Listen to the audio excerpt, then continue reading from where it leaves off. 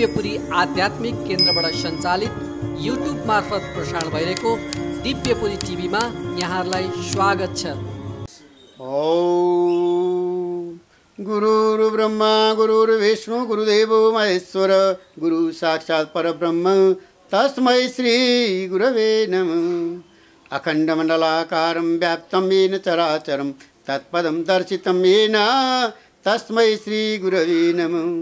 नमो गुरुभ्यो गुरुपादुकेभ्यो नमो परेभ्यो परपादुकेभ्यो आचार्य सिद्धेश्वर पादुकेभ्यो नमोस्तु लक्ष्मीपति पादुकेभ्यो। भगवत भक्त सज्जनहरू, पुरुषोत्तम मास आज भाद्र आश्विन 2 गतेदेखि भाद्रपद कृष्ण पक्षको यो समाप्तिपछि आश्विन महिनाको 2 गतेबाट यस वर्ष 77 सालमा पुरुषोत्तम मलमास दल्ला भनिन्छ। पुरुषोत्तम मास प्रारम्भ हुँदैछ। के हो त यो पुरुषोत्तम मास? यसलाई मलमास भनिन्थ्यो पहिले। यो मलमास भनेको मल दूषित खराब चिजलाई मल भनिन्छ। त्यस्तो महिना मैल भएको मैलो, कसैले पनि श्रद्धा नगर्ने, कसैले विश्वास नगर्ने, कसैले पूजा नगर्ने, स्तुति नगर्ने, गान नगर्ने, भगवत भक्ति नगर्ने, दान धर्म इत्यादि नगर्ने भएको हुनाले यसलाई के भनियो भन्दा मलमास भनियो। अब यही सन्दर्भको यहाँ कथा, पहिलो दिनको कथा प्रारम्भ हुन्छ। भक्तहरू, अघि कुनै समयमा नैमिषारण्य नाम गरेको क्षेत्र जहाँ शौनक आदि गरिएका 88,000 ऋषिहरू त्यहाँ भेला भएर 1000 वर्षपछि साङ्गे हुने विश्व शान्ति नामक यज्ञको दीर्घ लामो यज्ञको आरम्भ भएको थियो। त्यो यज्ञमा 88,000 ऋषिहरू जम्मा भएका थिए। उनीहरू के गर्थे त भने बिहान नित्य प्रातःकालमा ब्रह्म मुहुर्त भनिन्छ जसलाई, त्यसमा उठेर आफ्नो नित्य कर्महरू सकेर नदीमा गएर स्नान गरेर प्रतिदिन 5 घण्टासम्म हरेक ऋषिले 5-5 घण्टा भगवानको गुणानुवादहरू कथाहरू श्रवण गर्थे आफ्नो नित्य कर्म सकेर, र दिनमा भगवानको शक्तिबारे विविध विषयका चर्चा गर्थे। अनि त्यस्तै समयमा कुनै दिन व्यासका शिष्य परम वैष्णव सुतजी तीर्थाटन गर्दै टुप्लुक्क त्यहाँ आइपुग्नुभयो। उहाँले सबै शास्त्रहरू त आमाको गर्भमै पढ्नुभयो। अनि बाहिर गएर त्यसपछि जन्मेर हिँडेका आमाको मुख नहेरी बाउको मुख नहेरिकन जन्मिने बित्तिकै हिँडेका शुक महाराज धुस्रे फुस्रे छन्, जटा पालेका छन्, यति लामा लामा कपाल छन्, गुन्द्रुङ्ग परेका, गुन्द्रुक जस्तो कपाल छ, घुम्रिएको कपाल छ उहाँको। अनि ठुलो शरीर छ, वक्षस्थल ठुलो चौडा छाती छ, लामो नाक छ, शङ्खको जस्तो नाक, घाँटी शङ्खको जस्तो नाक, गोलकाँक्री जस्तो छ। अनि कान ठुल्ठुला छन्, भाग्यमानीहरूको कान ठुला हुन्छन् भक्तहरू, कान ठुला छन् ती श्रवण गर्ने। र त्यस्तो दिव्य चौडा छाती छ, हात पाखुरा लामा लामा छन्, सुरौला छन्। तर उनको के छ भन्दा उनी सर्वाङ्ग नाङ्गु छन्, किनभने ब्रह्म जितेका छन्। उनीले परब्रह्म परमात्मा साक्षात्कार गरेका छन्। उनलाई कुनै कुराको भेद छैन। मान्छे हिजो आउँदा जसरी आएको थियो त्यही नै हो स्वरूप भनेर जन्मिने बित्तिकै नाङ्गी बुन्द्रुङ बुन्द्रुङ बुन्द्रुङ बुन्द्रुङ हिँडे। को आमा को बाउ, कसैलाई बाउको मुख पनि हेरेनन्, आमाको मुख पनि हेरेनन्। अनि गर्भबाट निस्केर हिँडिसकेपछि पर गएर रुखहरूलाई भनिदिए हा पुत्र भन्दै वेदव्यास हुन् उनका बाउ। वेदव्यासले जसले वेद बनाए, 4 वेद बनाए, पुराणहरू लेखे। त्यस्ता पिताजीका छोरा आफू जन्मिने बित्तिकै पिताको मुख नहेरिकन हिँडे। हा पुत्र भनेर उनी चाहिँ के गर्दैछन् भने परसम्म बोलाउन जाँदैछन्। अनि रुखहरूलाई भनिदिए कोही कसैको पुत्र छैन, कोही माता, कोही पिता, कोही होइन, सबै भगवानको जे हुनुहुन्छ परमेश्वर परमात्मा उहाँ भगवान हुन्छ, उहाँ नै सर्वेश्वर हो, अरू कुनै छैन। भगवानको भक्तिभन्दा ठुलो यो संसारमा अरू केही छैन भनेर त्यही भनिदिनु भनेर रुखलाई उत्तर दिनु भनेर उहाँ बुन्द्रुङ यसरी हिँडेका। अनि आमाको पेटमा छँदै उनले षट्शास्त्रहरू जम्मै वेद वेदाङ्गहरू कण्ठ पारेका थिए, सबै आउँदो थियो। त्यसपछि जन्मेर कहाँ गए त भन्दै भक्ति गर्दै गर्दै ध्यान गर्दै तपस्या गर्दै सारा तीर्थहरू घुमे। तीर्थहरू घुमिसकेर एक दिन टप्लुक्क त्यहाँ आइपुगे जहाँ विश्व शान्ति नाम गरेको यज्ञ हुँदै थियो। 88,000 शौनक आदि ऋषिसहित नैमिषारण्य क्षेत्र भन्ने ठाउँमा, हैन। त्यहाँ चाहिँ त्यो लामो यज्ञ हुने ठाउँमा टप्लुक्क आइसकेपछि परबाट आए बुन्द्रुङ बुन्द्रुङ बुन्द्रुङ। 88,000 ऋषिहरू लामा लामा हात पाखुरा भएका, लामा दारी पालेका, सेतो कपाल भएका, हातमा कमण्डलु बोएका, पिताम्बर पहिरिएका, अनि नाङ्गै खुट्टा हिँड्ने, हावा खाने, कन्दमूल खाने, पानी पिएर मात्रै जीवन बिताएका, ध्यान योगमा साधनामा मात्रै जीवन समर्पित गरेका, आफूलाई समर्पित गरेका, सारा वेदका ज्ञाता, शास्त्र शास्त्रका ज्ञाता यस्ता ऋषिहरू जरकजुरुक ती व्यासलाई, त्यस्ता ती धुस्रे 16 वर्षका छन् त्यस बेला, त्यस्ता 16 वर्षका भर्खरका ती व्यासलाई देख्ने बित्तिकै, आउने बित्तिकै जराकजुरुक सबै उठेर साष्टाङ्ग दण्डवत गरे, नमस्कार गरे, जम्ला हात गरे, अनि आसनमा लगेर बसाए, उच्च आसनमा, उनीहरूभन्दा माथि आसनमा। व्यासासन भनिन्छ जसलाई, भागवत भन्ने, पुराण भन्ने, कथा भन्ने वाचकहरू बस्नेलाई व्यासासन, व्यास बस्ने आसन भनेको त्यो। व्यासासन बना भन्थे गाउँघर त, व्यासासन होइन, व्यास आसन, व्यास भनेको कथा भन्नेलाई व्यास भनिन्छ, त्यस्तो आसन हो त्यो व्यासासन। त्यसमा बसाए उनीहरूले, अनि पाद प्रक्षालन गरे, पाद भनेको पाउ धोए, त्यो जल पाउ धोएको त्यो जल आफूले शिरमा राखे। त्यस्ता भगवत भक्त, ती दिव्य परमेश्वर भगवानका साक्षात् अवतार हुन्, ती स्वयं भगवानै भने पनि हुन्छ तिनी। त्यस्ता दिव्य पुरुष आएको देखेर सबै जराकजुरुक 88,000 ऋषि एउटा त्यो सरस्वती नदीको किनारमा नैविसारण्य क्षेत्रमा, कुरुक्षेत्रमा जरक्क उठेर अनि त्यस उनलाई नमस्ते गर्दाखेरि, नमस्कार गर्दा त्यहाँभन्दा ठुलो स्वागत, त्यहाँभन्दा ठुलो सम्मान यो धरतीमा, यो सृष्टिमा, यो प्राणी मात्रले पाउने त्योभन्दा ठुलो स्वागत सत्कार केही होइन भक्तहरू। त्यस्तो स्वागत पाएर तिनी त्यहाँ बसे। कस्तो देख्यो भने चन्द्रमा माझमा छन्, आकाशमा वरिपरि ताराहरू लागेको जस्तो देख्यो। माझमा ती व्यास बसेका छन्, वरिपरि ऋषिहरू मुनिहरू बसेका छन्। उहाँलाई देखेर त्यस्ता अनि आसनमा बसाले। त्यसपछि कुशल मङ्गल सोधे, गुरुदेव सुक महाराज हजुरलाई कुशल छ, मङ्गल छ, स्वास्थ्य ठिक छ, सबै कुरा सोधे। अनि अरू वरिपरिका पनि केही महिलाहरू थिए, केही केटाकेटीहरू पनि थिए, यसो हेर्दैछन्।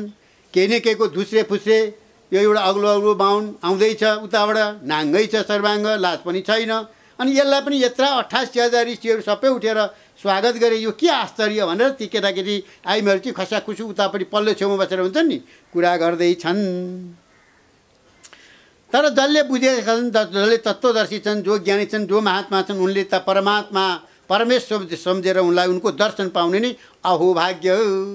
त्यस्ता साधुहरूको दर्शन पाउनु भगवत भक्तले मात्रै पाउँछ। पूर्व जन्ममा राम्रो कमाइ भएकाले मात्रै प्राप्त गर्दछ भक्तहरू, नभए जो कोहीलाई त्यस्ताको दर्शन मिल्दैन। अनि त्यस्ता ऋषि अब कथा सुनाउने त्यो व्यासको आश्रममा बसाले, व्यासको कथा सुनाउने आश्रममा बसालेर, हे भाग्यशाली सुतजी, सबैजनको कल्याण चाहने प्रति तपाईँले हरेक कहने यस लोकमा भुक्ति भनेको भोग गर्ने कुरा र मुक्ति भनेको परलोकमा मरेपछि पाउने मोक्षका दिलाउने पृथक पृथक कथाहरू हामीले कैयनचोटि तपाईँका मुखारविन्दबाट भगवानका अनेक चर्चा त सुनिसकेका छौँ। आज यो 1000 वर्षपछि अब हामीले चाहिँ यो पुरुषोत्तम महिनाको 31वटा कथा छ, यो 1 महिनामा सकिन्छ। त यसको उद्यापन 1 महिनामा हुन्छ भने त्यो जुन ऋषिमा त्यो शान्ति महायज्ञ जुन छ, विश्व शान्ति महायज्ञ, त्यो यज्ञ चाहिँ 1000 वर्षपछि समाप्त हुने, 1000 वर्षपछि मात्रै त्यसको उद्यापन गरिन्छ। त्यस्तो यज्ञमा उनी आइसकेपछि उनलाई चाहिँ के दिन थियो भने आजकै दिन थियो। पुरुषोत्तम महिना सुरु भएको छ, त्यस्ता भक्त आउनु भएको छ, भगवानका साक्षात् अवतार आउनुभएको छ। उहाँकै मुखारविन्दबाट ऋषिमुनिहरूले यो कथा श्रवण गर्ने आशय राखे भक्तहरू। त्यस कारणले गर्दाखेरि पृथक पृथक कथाहरू हामीले कैयन सोच्यौँ। अब यो कथा पनि हामीले सुनाउने छ। अब यो पालामा पुरुषोत्तम मासको अर्थात् मलमासको महात्म्य सुन्न चाहन्छौँ। के हो त मलमास, किन मलमास भयो, यसलाई किन पुरुषोत्तम महिना भनिन्छ, यी कथाहरू हामी सुन्न चाहन्छौँ। र विनयपूर्वक, नम्रतापूर्वक, विनय भनेको बिन्ती चढाएपछि निर्मल आकाशमा ताराहरू बिचमा पूर्ण चन्द्रमा धप धप बलेका पूर्णिमाको चन्द्रमामा कस्तो दिव्य देखिन्छ, त्यस्तै ती ऋषिहरूको बिचमा व्यास आश्रममा बसेर शोभिएका सुतजीले अघि बद्रीका आश्रममा तपस्या गरे बसेका श्री नारायणले आफ्ना परम भक्त नारद मुनिलाई सुनाउनु भएको अनि व्यासका मुखारविन्दबाट मैले सुनेका तिनै कथा तपाईँहरूलाई सुनाउँछु। कति खुसी भए ऋषिहरू। ओहो भनी सुतजीले सौनाक आदि गरेका 88,000 ऋषिलाई सुनाउनुभएका पुरुषोत्तम महात्माको 31वटा कथाहरू प्रतिदिन एउटा गरी आजदेखि म तपाईँहरूलाई सुनाउँछु। राजै सावधान भएर सुन्नुहोला। श्री वासुदेवाय नमः, श्री नारायण नमः, श्री नारदाय नमः, श्री नरोत्तमाय नमः, श्री देवी सरस्वती नमः, श्री व्यासाय नमः। अनि सङ्कुल ध्वनिमा सबैले धर्मको जय होस्, अधर्मको नाश होस्, विश्वमा शान्ति कायम होस् भनेर जय जयकार गरे। हरे नमः, श्री गणेशाय नमः, श्री गुरुभ्यो नमः, श्री गोपीजन वल्लभाय नमः। वन्दे वन्दारु वन्दारं वृन्दावन विनोदिनीं वृन्दावन कलानाथं पुरुषोत्तमम् अद्भुतं नारायणं नमस्कृत्य नरं चैव नरोत्तमं देवीं सरस्वतीं व्यासं ततो जयमुदीरयेत्। श्रावितं नारदं पूर्वे नारायण तपस्विना पुरुषोत्तममासस्य महात्म्यं श्रावयामि बहु। भगत भक्त सज्जनहरू, श्री गणेशजीलाई पहिला नमस्कार गरेर, गुरुहरूलाई नमस्कार गरेर, गोपीहरूका प्यारा भगवान कृष्णलाई नमस्कार गरेर, कल्पवृक्षका समान सबै भक्तहरूको मनोरथ चिताएको कुरा पुरा गरिदिनेवाला वृन्दावनका शोभाका अधिपति स्वामी अनि आफ्ना अलौकिक विचित्र कार्यहरूद्वारा समस्त जनलाई चकित आश्चर्य पारिदिनेवाला वृन्दावन बिहारी, रमाइलो गर्ने अद्भुत आश्चर्यका पुरुषोत्तम भगवानलाई म नमस्कार गर्दछु। एवं नारायणलाई नमस्कार तथा देवी सरस्वतीजीलाई अनि व्यासजीलाई नमस्कार गरेर मात्र भक्त कल्याणकारी कथा भन्नु पर्दछ भनेकोले अब सबैलाई नमस्कार गरेँ। आज म तपाईँहरूलाई उहिले तपस्वी नारायणले नारद मुनिलाई सुनाउनु भएको पुरुषोत्तम महिनाको महात्म्य अर्थात् महिमा सुनाउँदछु। के हो त पुरुषोत्तम महिना?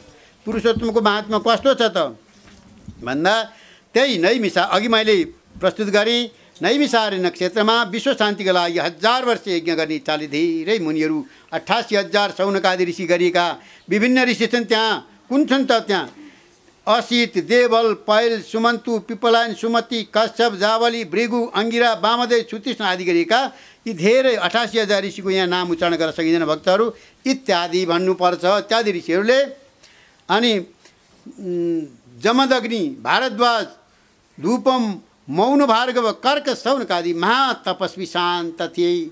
1000औं वर्ष तपस्या गरेको थिए। अब एउटा यज्ञ त 1000 वर्षसम्म त्यो यज्ञमा बसेर त्यसको समापन गर्ने भनेपछि त्यस्ता विश्वविख्यात मन्त्रद्रष्टा उनीहरू मन्त्रबाट सबै कुराहरू देख्दथे त्यस्ता ऋषिमुनिहरू थिए र प्रसिद्ध विशाल त्यस्ता ऋषिमुनिहरूको अगाडि बसेर संसारको प्राणीहरूको भलाइ गर्ने, सधैँ परोपकार मात्र गर्ने, अरूको कल्याणमा सधैँ तत्पर रहने एवं स्रोत भनेको वैदिक, स्मार्त भनेको स्मृति कथित कर्म गरिरहने ऋषिहरू वनका बोक्रा खाएर, फलफुल खाएर, कन्दमूल खाएर, जल खाएर मात्रै, हावा खाएर उनीहरू बाँच्दथे र द्रष्टा थिए। उनीहरू जे पनि देख्दथे। उनीहरू कस्ता थिए? उनीहरू नैमिषारण्यमा सद्य सत्रम कर्तु समुद्यत तीर्थयात्रा मथुद्विश्य ज्ञात सुतुपि निर्गत पृथ्वी पर्यटन्येव नैमिषे दृष्टतान् मुनिन् तान् संशिष्यान् नमस्कर्तुं संसारार्णवतारकान्।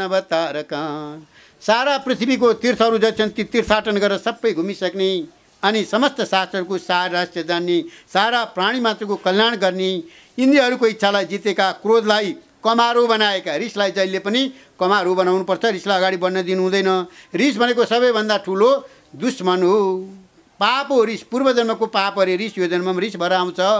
त्यसलाई जहिले पनि दबाउनुपर्छ रिसलाई। रिस खा आफू, बुद्धि खा आफू अर्को भनिन्छ। त्यस कारणले रिसलाई जहिले पनि पैताला पनि दबाउनुपर्छ।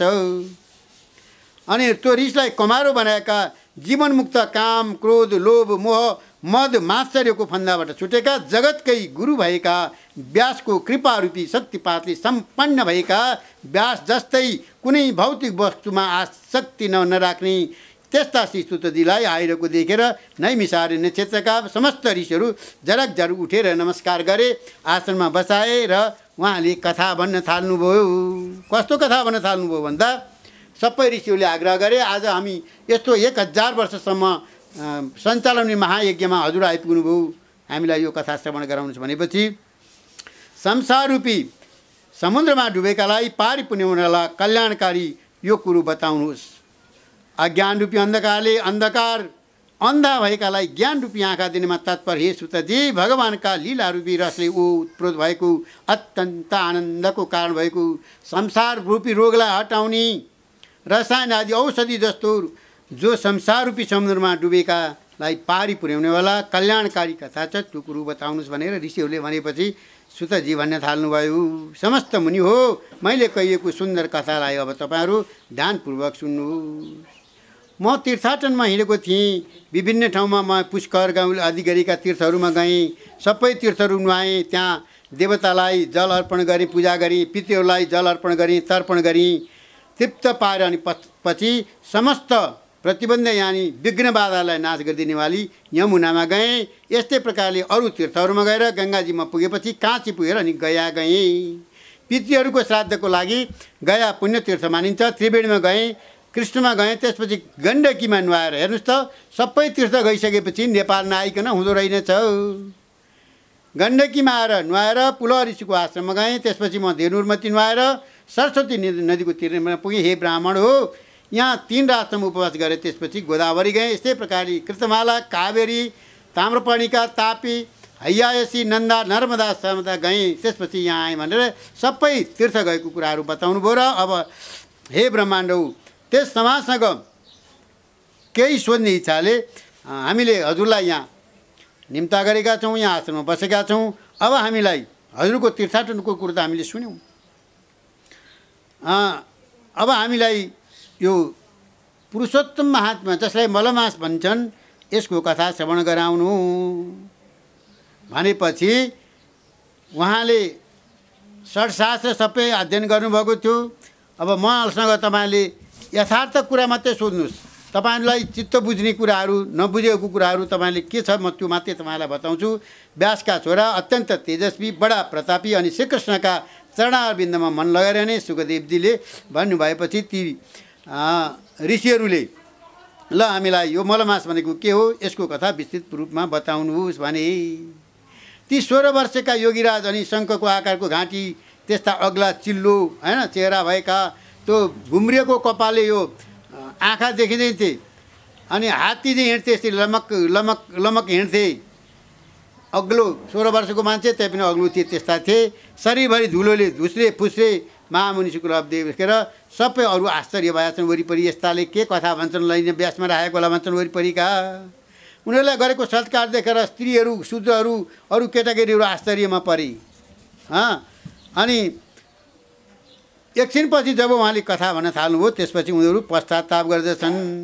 तत्रोपविष्टो भगवान् महामुनि व्यासात् मजो ज्ञानमाब्धि चन्द्रमा पूजां तदद् ब्राह्मण कल्पितां तदा राज तारा वृत्त चन्द्रमा इव। के कथा ए सुनिरहनुपर्छ भक्तहरू। हेर्दाखेरि नि दिव्य 88,000 ऋषिहरू जम्मै पित्त वस्त्रधारेका जटाधारी, त्यत्रा ऋषिहरूको सामुन्नीमा माझमा बस्नुभएका दिव्य शोभायमान पूर्णचन्द्र शरदकालीन चन्द्रमा जस्ता छन्, माझमा तारागण जस्ता देखिएका छन्। उहाँलाई हेरिरहे मान्छे, हेरेको हेरे मकै भनी त्यो आश्रम बसेका ती व्यासका छोरा ज्ञानरूपी महासागरका चन्द्रमा जस्ता महामुनि भगवान् सुखदेवजी त्यहाँ उपस्थित ब्राह्मणद्वारा गरेको पूजालाई स्वीकार गर्दा छँदा ताराहरूले गिरेको चन्द्रमा जस्तै शोभायमान दिए। कथा भन्दा पहिला व्यासलाई पूजा गर्नुपर्छ, पुस्तकलाई पूजा गर्नुपर्छ, टीका लगाइदिनुपर्छ, दक्षिणा दिनुपर्छ, अनि मात्रै कथाहरू आरम्भ हुन्छ। त्यो काम गर्दा गर्दै 1 अध्याय यहीँ श्रवण समाप्त भयो। इति श्री बृहन्नारदीय पुराणे पुरुषोत्तमात्मे नन्दिकेश्वरार्थे सुतगमने सुखदेवाख्याने नाम प्रथम उत्सव श्रीकृष्ण गोविन्द हरे मुरारे हे नाथ नारायण वासुदेव अनंत वैकुंठ मुकुंद कृष्ण गोविंद दामोदर माधवेति।